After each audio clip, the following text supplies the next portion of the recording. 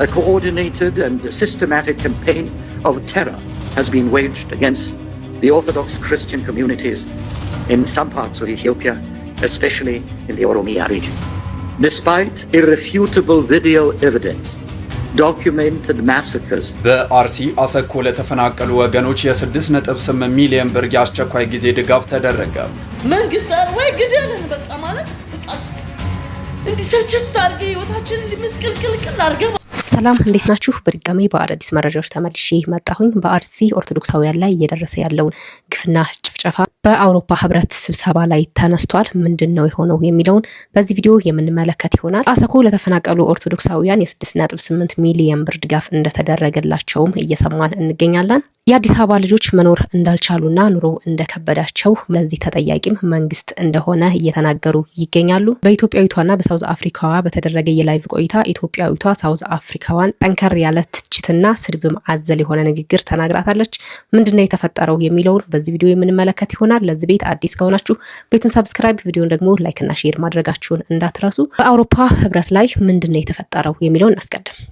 Despite irrefutable video evidence, documented massacres, repeated pastoral appeals by church leaders and sustained international alerts. Ladies and gentlemen, for 8 consecutive years, a coordinated and systematic campaign of terror has been waged against the Orthodox Christian communities in some parts of Ethiopia, especially in the Oromia region. The atrocities are not random. They are not spontaneous. They are deliberate, repetitive, and carried out with the direct enablement and coordination of the federal government in Addis Ababa. The documented record of crimes against Ethiopian Orthodox Tewahedo Church and its faithful includes scores of Orthodox churches burned to the ground across Oromia, including ancient sanctuaries of irreplaceable historical, spiritual, and manuscript heritage spanning hundreds of centuries of Ethiopian civilization. Hundreds of priests, monks, deacons, nuns, and Christian worshippers was massacred, with recent reports confirming the systematic slaughter of hundreds of Christians in the RC region alone. Their deaths unacknowledged by their government. Crucifixes torn from the necks of Orthodox Christians, including children, by regime-backed extremists. Acts of religious motivated hatred captured on video and widely circulated, yet met with impunity. Systematic destruction of Christian communities whose identities are predominantly Amhara, but also include Tigrinya, Gurage, Oromo Christians, and other ethnic groups, constituting crimes against multiple peoples simultaneously. Tens of thousands have been forcibly displaced. The forced removal of the canonical leadership of the Ethiopian Orthodox Tewahedo Church by the Abiy Ahmed government, replaced by regime-appointed cadres and radical extremists, rendering the church institutionally decapitated and incapable of defending its own faithful. Prime Minister Abiy Ahmed bears direct, personal, and inescapable responsibility for those crimes. His government does not merely fail to በዚህ መልክ ንግግራቸውን ካቀረቡ በኋላ ስለ ቴዲ አፍሮም ተናግረዋል። በቴዲ አፍሮ ዙሪያ ስለታሰሩት ሰዎችንም ስለ አቡነ ማትያስም ጭምር ተናግረዋል። ይሄ ጉዳይ አሁን ላይ ወደ አውሮፓ ህብረት ተሸጋግሯል ማለት ነው። እንግዲህ ምን አይነት መፍትሄ ይዞ ይመጣ ይሆናል የሚለውን ሁላችንም አብረን የምንመለከተው ይሆናል። ይህንን ጉዳይ ወደ አውሮፓ ህብረት ይዘው ለሄዱት ኢትዮጵያውያን በሙሉ እናመሰግናለን። ሌላኛው ደግሞ በአሰኮ ለሚገኙ ለተፈናቀሉት ኦርቶዶክሳውያን ድጋፍ ተደርጓል የሚል መረጃ ወጥቷል። እሱን እንመልከት። በአርሲ አሰኮ ለተፈናቀሉ ወገኖች የ6.8 ሚሊዮን ብር የአስቸኳይ ጊዜ ድጋፍ ተደረገ። በአርሲ ዞን አሰኮ ወረዳ ከቤት ንብረታቸው ለተፈናቀሉ 434 አባወሮች ግምታቸው ከ6.8 ሚሊዮን ብር በላይ የሆኑ የቤት ውስጥ ቁሳቁሶችና የሌሊት አልባሳት ድጋፍ ተደርጓል። ይህንን ሰብአዊ ድጋፍ ያደረገው የኢትዮጵያ ቀይ መስቀል ማህበር የአርሲ ዞን ቅርንጫፍ መሆኑም ታውቋል። ድጋፍ መሰጠታቸው እርዳታ መሰጠታቸው የሚመሰገን የሚበረታታ ሆኖ ነገር ግን እነሱ የሚፈልጉት አሁንም ዘላቂ የሆነ መፍትሄ ነው። ለጊዜው ይሄ እርዳታ ሊሰጣቸው ይችላል። ለጊዜው ረሃባቸውን ሊያስታግሱ ይችላል። ግን ቋሚ መፍትሄው የት አለ? መቼ ነው በቃ የሚባሉት? መቼስ ነው ተረጋግተው ወደ ቀያቸው የሚመለሱት? ወደ አለሙት መሬትስ መቼ ነው በሰላም የሚገቡት?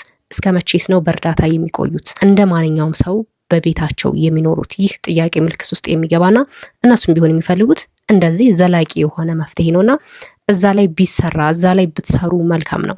ሌላኛው አሁን ላይ መነጋገሪያ የሆነው የሳውዝ አፍሪካዋና የኢትዮጵያዊቷ ሴት የላይቭ ቆይታ ነው። That is why other than that my brothers, they are not mean, they are not drunkard, they don't do bad business, they just mind the things. You just be jealous of everybody. If you are smart and if you have power, like you say you have power, right? Try to chase away you colonizers, you slaves. You slaves. You are still bowing down for your colonizers, eh? You are still bowing down for the colonizers. Yes. You are working, you are begging, you are kneeling, you are crying. Yes. You slaves, you colonized mindset. Come in Ethiopia, I will show you how to be proud of your own country. I will show you how to chase away these people. If you are powerful, come and fight those people and chase them away from your own country. They have your resources, right? Fight for your resource. How can you have 80% of white people. They are even ready to put a bullet on your head. If you dare to come to their compound and you are fighting against an Ethiopian, a Somali, a Kenya, are you mad? Are you mad? What is wrong with you people? What is wrong with you people? Does it make sense? So you people don't even go to school, Abi? You are not educated. You are not educated. Guys, education is key. That is why your country is broke. Shut up, idiot. If my country is, come to Ethiopia and I will show you if my country is broke. So you don't know immigration, Abi? So your brothers only live in your country. Your brothers are in America, in Kenya, in Nigeria, in Ethiopia, everywhere. They are teachers in Ethiopia. They do for any jobs. I have South African friends in Ethiopia. You better come and collect them because we will give them headache. Yes, and Ethiopian headache is very bad. Yes, if you try nonsense, come and grab your brothers before anything. I tell you, and I'm warning you, this is warning. This is warning. If you try anything, come and grab your brothers from my country. Whatever you try to do, I will do one hand, me personally. I will deal with them. I will travel. Come play. What happened? The reason they did not colonize your countries because it doesn't have enough resources like South Africa. Guys, can we please play South Africans? I can't go harder now. I don't mind like you. Guys, yes. I can't go harder now. I can't go harder now. Guys, can we please help? All of us, can we please help? Thank you so much. እቺታችን እንግዲህ በሳውዝ አፍሪካ እየተደረገ ያለውን ጥቃት አስመልክቶ ነው ንግግር እየተናገረቻት።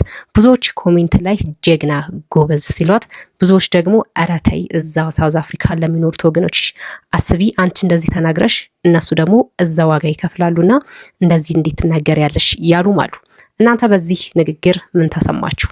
ትክክል ነች ወይንስ ተሳስታለች? ሐሳባችሁን ኮሜንት ላይ አስቀምጡልኝ። በሌላኛው ቪዲዮ ስናቀና ደግሞ አዲስ አበባ ውስጥ መኖር አልቻልንም፣ ሰርተን መኖር አልቻልንም ትል የአዲስ አበባ ወጣት ድምጿን አሰምታለች። መንግስት ወይ ግደልን በቃ ማለት በቃ እንዲሰችት አድርገ ህይወታችን እንዲመስቀልቅልቅል አድርገ ማለት ህይወታችን ለምን አጨርሰንም? በቃ አንዴ መተ በመሳሪያ ሁላችንንም እንዲህ በቃ የለም በቃ መከራችን አብዝተን መከራችን ከመታበዘው ለምን አገለንም? ለምን ምን አይነት ህይወት ነው እያኖርከን ያለው? ግን ምን አይነት መንግስት ነው የመጣው? ምን አይነት ህግ ነው ያለው? ምን አይነት በቃ ምን አይነት እንዴ ሰርተን መብላት እንኳን አልቻለም ነው ወይ? ሆን ብላችሁ ነው? ሆን ብላችሁ እኛ ከሲስተም አስወጣችሁ የት እንሂድ? ሁለት ሀገር የለንም፣ መደበቂያ ሀገር የለንም። እኔ አሁን ከተማ ልጅ መሄጃ የለኝም እንዴ። ዛሬ ወረዳ ምናምን ብለው ወረቀት ሰጡኝ፣ ሰጥተው ነው ሄዱ፣ ስራ ሰጥተው ሄዱ ይመስለኛል። ልጅ የግል ስራ ነው የምትሰራው። እሱን የግል ስራ ነው እንግዲህ መስራት ያቃታችሁ። ወረዳ ወረቀት ምናምን ትላለች። ያው እንግዲህ ወይ ገቢዎች ናቸው ሊሆን የሚችሉት። በዚህ ልክ ግን ብሶቷን አውጥታለች። ብዙዎችም ይህንን የእሷን ንግግር እየተቀባበሉት ይገኛሉ። እጅግ በጣም ያሳዝናል። ነገ ታላቁ ቅዱስ ሚካኤል የምናከብርበት ታላቁ ቀናችን ነው። እንኳን አደረሳችሁ በዋዜማው። የሆነ ሚካኤል ምናምን የሚባል ቤተክርስቲያን ያለበት አካባቢ ስፒሪት ያለው ኮሜንት ላይ ቅዱስ ሚካኤል ያላችሁ ጻፉ። ቅዱስ ሚካኤል ገናናው መልአክ የጠላቴ ጦር እኔን ለማጥፋት በፍጥነት ሲላክ ከዓይን ርግብግቢት እየፈጠነ ወዲያው ይደርሳል። ሊገል የመጣ የጠላት አሽከር የመላኩን ኃይል አይቶ ይመለሳል። ቅዱስ ሚካኤል በጌታዬ ፊት ሁሌ የሚቆመው ከሳት ከገደል የሚጣሉትን ፈጥኖ እያወጣ ይጎበኘናል። ቅዱስ ሚካኤል በዳቢሎስ ምክር ከእግዚአብሔር እቅፍ እንዳንወጣ። መልአከ ምሕረት ቅዱስ ሚካኤል ፈጥኖ ደራሹ ለተቸገሩት በምልጃው ማህረም እንባን አባሹ። ሚካኤል በቤት ጓዳዬ ካልገባህልኝ ሰይጣን ፈጥኖ ነው ቤት የሚገኘው። ሚካኤል ስል ነው የፈጣሪዬን የእውነት ሰላም ቶሎ ማገኘው። ቅዱስ ሚካኤል የጌታን ልጆች ሊጠብቀን ሰማይ ተልኮ ምድር ደረሰ። አየን ያን ጊዜ የሰይጣን ገላ በድንጋጤ እየፈረሰ። ሚካኤል ሚካኤል ሚካኤል አንደበቴን ከፍቼ እንኳን ስምክን ጠርቼው ምልጃህን እንድጥላይ መቼ ከጎን ያጥቸው። ሚካኤል እንኳን ለቅዱስ ሚካኤል ዓመታዊ ክብረ በዓል በሰላም አደረሰ። እንደሚታወቀው ነገ የዓመቱ ቅዱስ ሚካኤል ነው። ሁላችንም በሰፊው ነው የምናከብረው፣ በጉጉትም ነው የምንጠብቀው። ለመሆኑ ሰኔ ሚካኤል እንደዚህ በትልቁ የሚከበረው ለምንድን ነው? ሰኔ 12 ኃጢአታችን የሚደመሰስበት ዕለት ነው። የቅዱስ ሚካኤልን በዓል ሰኔ 12 ቀን በ5 ትላልቅ ምክንያቶች እናከብራለን። ኮፒ ሊንክ፣ ሼር፣ ፖስት እያደረጋችሁ ለብዙዎች አዳርሱት። በኮሜንትም እየገባችሁ ቅዱስ ሚካኤል በረከት ይደርብን እያላችሁ ጻፉ። ጌታችን መድኃኒታችን ኢየሱስ ክርስቶስ በተነሳበት ቀን ይህ ክቡር መልአክ ሚካኤል ከውስጠኛው መጋረጃ ውስጥ ገብቶ በክብር ባለቤት ፊት እንዲህ እያለ ይለምናል። እውነት ስለሆነ ቃል ኪዳን በምድር መታሰቢያን የሚያደርጉትን ትምርልኝ ዘንድ ፈጣሪ ሆይ እኔ አገልጋይና መልእክተኛ ከቸርነትህ እለምናለሁ። አንተ መሐሪ ይቅር ባይ ነህና። የክብር ባለቤት ጌታችንም እንዲህ ብሎ ይመልስለታል። የመንፈሳዊያን ሰማያዊያን መላእክት አለቃቸው ሚካኤል ሆይ መታሰቢያን የሚያደርገውን ሁሉ መሸከም እንደምትችል ከሲኦል 3 ጊዜ በክንፎች ተሸክመ እንድታወጣ እነሆ አዝዤሃለሁ። ይህንን ቃል በሰማ ጊዜ እጅግ ደስ ብሎት ቅዱስ ሚካኤል የበዓሉን መታሰቢያ ከሚያደርጉት በክንፎቹ ተሸክሞ የእሳቱን ባህር አሳለፋቸው። እነርሱም ከብቻው ጌታ በቀር የሚቆጥራቸው የለም።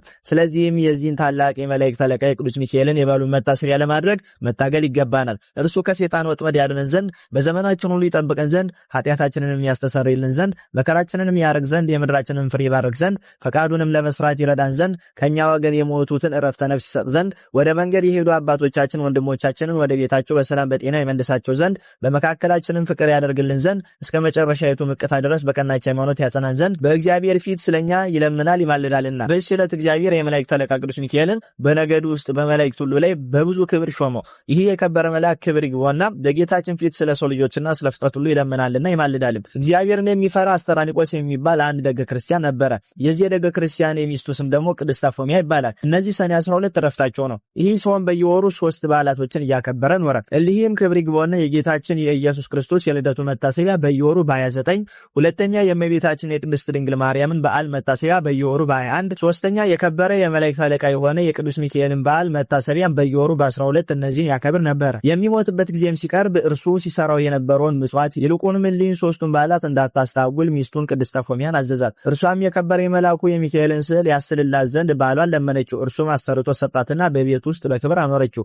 ባሏ ካረፈ በኋላ ባሏ ያዘዛትን መስራት ጀመረች። ሴጣን ግን ቀናባት። በመበለት ሴት መነኩሴት ተመስሎ ከእርሷ ጋር ተነጋገረ። እንዲህም አላት፣ እኔ አዝንልሻለሁ፣ ራራልሻለሁም። ገንዘብሽ ሳያልቅ ልጅነትሽን ወራት ሳያልፍ አግብተሽ ልጅ ትወልጂ ዘንድ እመክርሻለሁ። ባልሽም መንግሥተ ሰማያትን ወርሷል፣ ምጽዋትንም አይሻም። አፎሚያም እንዲህ ብላ መለሰችለት፣ እኔ ከሌላ ሰው ጋር ላልገናኝ በእግዚአብሔር ፊት ቃል ኪዳን አድርጌያለሁ። ርግቦችና መንጢጦች እንኳን ሌላ ባል ያውቁም። በእግዚአብሔር አርአያ ከተፈጠሩ ሰዎች ይሄ ሊሆን እንዴት ይገባል? ምክሩንም ባልሰማች ጊዜ አርአያውን ለውጦ በላዩ ላይ ጮህባት፣ እንዲህም አላት፣ እኔ በሌላ ጊዜ እመጣለሁ። እርሷም የከበረ የመላእክት አለቃ ሚካኤልን ስዕል ይዛ አሳደደችው። ከዚህም በኋላ ሰኔ 12 የከበረ የመላእክት አለቃ ሚካኤልን በዓል በሚከበርበት ዕለት እርሷም የበዓሉን ዝግጅት ስታዘጋጅ ሳለች ብርሃናዊ መልአክ መስሎ መጣ ሴጣን። አፎሚያ ወይ ሰላም ላንቺ ይሁን፣ እኔ የመላእክት አለቃ ሚካኤል ነኝ። ጌታ ወደ አንቺ ልኮኛልና ይህንን መመጽወትሽን ትተሽ ለአንድ ምዕመን ሚስት ትሆኚ ዘንድ ጌታ አዞሻል። ባል የሌላት ሴት መህለቅ የሌለው መርከብ እንደምትመስል ወቂ። እንደ አብርሃምና ያዕቆብ እንደ ዳዊትና እንደ እነርሱ ያሉ ብዙ ሴቶችን እንዳገቡ እግዚአብሔርንም ደስ እንዳሰኙት ከብሉይ ኪዳን መጻሕፍትን ጥቅሶችን ያመጣላት ጀመረ። ቅድስት አፎሚያን መልሳ አንተ የእግዚአብሔር መልአክ ከሆንክ የመስቀል ምልክት ካንተ ጋር ወዴት አለ? የንጉሥ ጭፍራ የሆነ ሁሉ የንጉሥ ማይተም ሳይዝ ወደ ሌላ ቦታ ሄድምና አለችው። ሴጣኑም ይህን በሰማ ጊዜ መልኩ ተለወጠና አነቃት። እርሷም ወደ ከበረ መልአክ ወደ ሚካኤል ጮኸች። ወዲያውኑም ደርሶ አዳናት። ያንንም ሴጣን ይዞ ይቀጣው ጀመረ። ሴጣኑም ጮሆ ማረኝ፣ ያለ ጊዜ አታጥፋኝ፣ እግዚአብሔር እስከ ዓለም ፍጻሜ ታግሶናልና እያለ ለመነው። ከዚያም በኋላ ተወና አበረረው። የመላእክት አለቃ ሚካኤልም እንዲህ አላት፣ ብጽዕት አፎሚያ ወይ ሄደሽ የቤትሽን ስራ አዘጋጂ። አንቺ ዛሬ ከዚህ ዓለም በሞት ትለያለሽና እነሆ እግዚአብሔር ዓይን ያላየውን ጆሮ ያልሰማውን በሰው ልብ ያልታሰበውን አዘጋጅቶልሻል። ይህንንም ብሎ ሰላምታ ሰጣትና ወደ ሰማያት አረገ። የበዓሉን ዝግጅት እንደሚገባ ከፈጸመች በኋላ ወደ ኤጲስቆጶስና ወደ ካህናቱ ሁሉ ላከች። ወደ እርሷን በመጡ ጊዜ ለዶችና ለጦማዳሪዎች ሰጧቸው ዘንድ ገንዘቧን ሁሉ አስረከበቻቸው። ከዚህም በኋላ ተነስታ ጸለየች። የከበረ የመልአኩ የቅዱስ ሚካኤልን ስዕል አንስታ ታቅፋ ሳመችው። ያን ጊዜም በሰላም አረፈች። ለእግዚአብሔር ምስጋና ይሁን፣ እኛንም በጸሎቱ ይማረን። የዚህ የከበረ መልአክ ሚካኤል የረድኤቱ ኃይል ሁላችን የክርስቲያን ወገኖችን ይጠብቀን። የክርስቶስ ወገኖች የሆኑ መኳንንቶችንን ጠብቆ በወንበሮቻቸው ላይ ያጸናቸው ዘንድ የሳቱትንም ወደ ቀናች ሃይማኖት ይመልሳቸው ዘንድ እኛንም በዚህ መልአክ አማላጅነት ይማረን። በረከቱ ከኛ ጋር ትኑር አሜን። የአፎሚያ ረዳት ሚካኤል ሲነሳ እኔም ልበልህ አባቴ ሚካኤል ግባ በቤቴ ብሏል ዘማሪውና ቅዱስ ሚካኤል ከሰይጣን አሰራር ሁሉ ያውጣን፣ ሰይጣን ከጠመደብን ወጥመድም ያውጣን። በድጋሜ እንኳን ለታላቁ ለገናናው ለቅዱስ ሚካኤል ለአፎሚያ ረዳት አደረሳችሁ አደረሰ። ፕሮግራማችን ይህንን ይመስል ነበር። በሌላ በአዲስ ቪዲዮ ተመልሼ እስከመጣ ድረስ ኢትዮጵያ ሀገራችንን ኦርቶዶክስ ሃይማኖታችን እግዚአብሔር ይጠብቅልን። ለዚህ ቤትም አዲስ ከሆናችሁ ቤቱን ሰብስክራይብ፣ ቪዲዮን ደግሞ ላይክ እና ሼር ማድረጋችሁን እንዳትረሱ። ቸር ቆዩ።